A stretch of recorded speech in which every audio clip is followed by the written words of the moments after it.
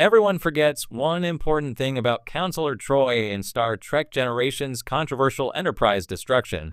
When Star Trek Generations hit theaters in 1994, it promised the cinematic handoff from Captain Kirk's era to Captain Picard's Next Generation crew. But what most fans remember isn't the merging of timelines or even Kirk's fate. It's the shocking destruction of the USS Enterprise D. For many, watching the Galaxy-class flagship fall from the sky like a broken toy was one of the most controversial moments in Star Trek history. To this day, fans debate whether the sequence was a fitting end, a cynical studio decision, or an unnecessary dismantling of one of the franchise's most beloved ships. The discussions often focus on engineering decisions, story logic, or the symbolism of ending the TNG era in fire and smoke.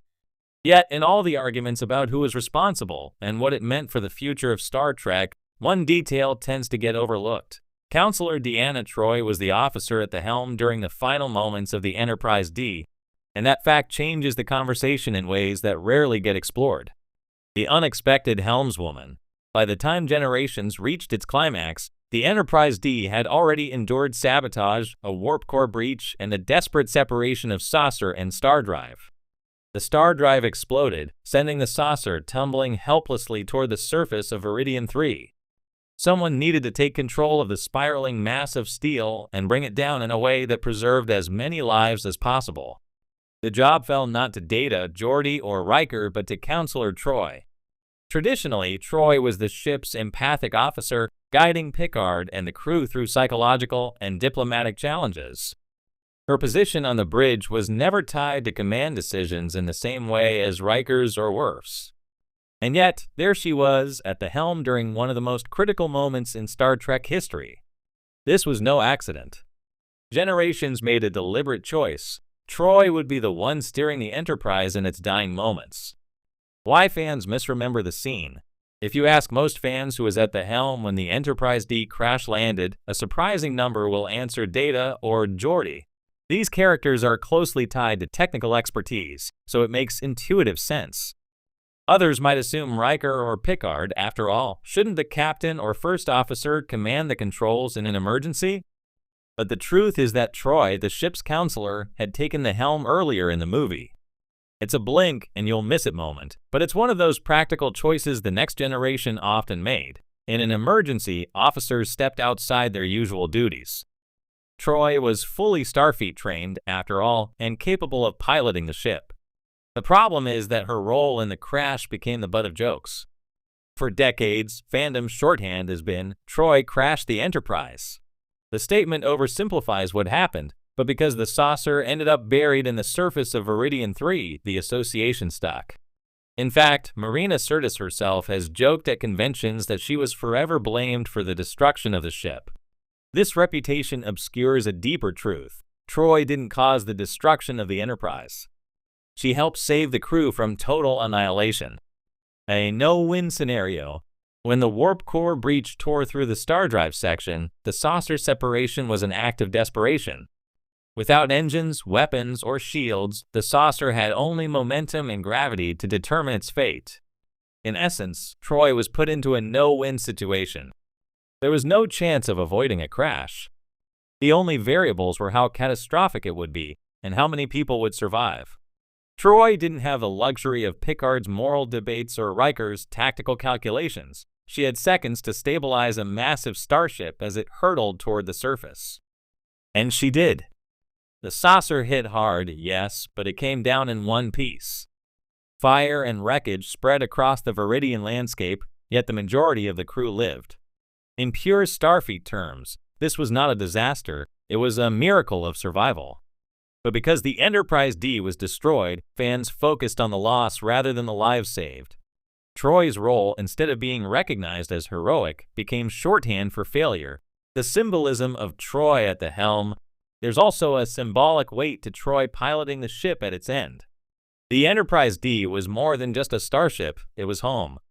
Unlike the militarized Enterprise of Kirk's era, Picard's ship was designed for families, diplomacy, and scientific exploration. It carried children, civilians, and entire communities. Who better to guide the ship in its last moments than the officer who embodied that spirit? Troi's role as counselor was about empathy, connection, and the preservation of life. Having her at the helm reinforced that the crew's survival, not the ship's survival, was the true victory. This is often overlooked when critics deride the sequence as clumsy or unnecessary. Yes, watching the saucer skid across Viridian 3 felt like a gut punch, but Troi's presence at the helm imbued the moment with meaning.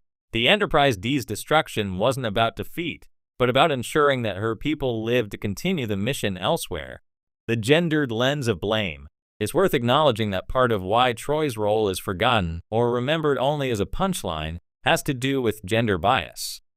Among the bridge crew, Troi and Crusher were often criticized as softer characters compared to their male colleagues. In a franchise that celebrated strength, tactical brilliance, and engineering genius, Troi's empathic abilities were sometimes dismissed by audiences as less useful. So when the ship crashed, it was easy for fans to latch onto the idea that Troi was somehow responsible. Would the same jokes have persisted if it had been Riker at the helm? Or Data? Probably not. Instead, the crash would be framed as a technical impossibility heroically managed under impossible circumstances. Troi bore an unfair share of the blame for an outcome that no one, no matter how skilled, could have prevented. Marina Sirtis and the legacy of the crash. Marina Sirtis herself has leaned into the joke over the years, often quipping at fan conventions, "I didn't crash the Enterprise, I landed it." Her perspective reframes the event in a way that highlights both the absurdity of the criticism and the importance of Troi's role. And she's right. What Troi did wasn't a failure, it was an emergency landing. Pilots in our world are celebrated when they manage to save passengers in catastrophic circumstances. Captain Chesley Sully Sullenberger became a hero for landing U.S. Airways Flight 1549 on the Hudson River. Troi did the equivalent, except with a massive starship tumbling through space. By embracing the humor, Sirtis has kept the conversation alive, but it's important not to lose sight of the truth beneath the joke. Troi's actions saved lives. What fans should remember: the destruction of the Enterprise D was always going to be controversial. Losing such a beloved ship was bound to spark backlash.